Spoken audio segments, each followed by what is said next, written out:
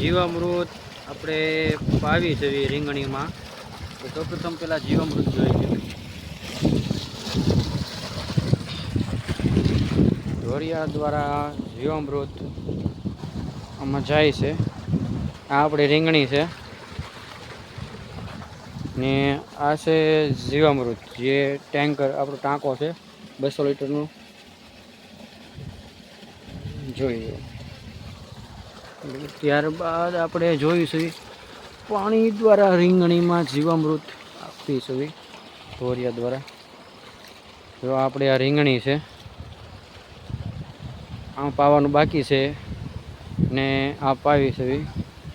આ આપણી રીંગણી છે, બરોબર.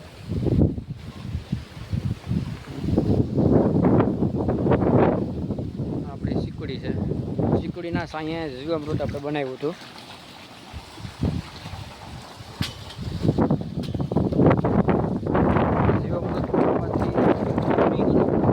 ક્વોલિટી જો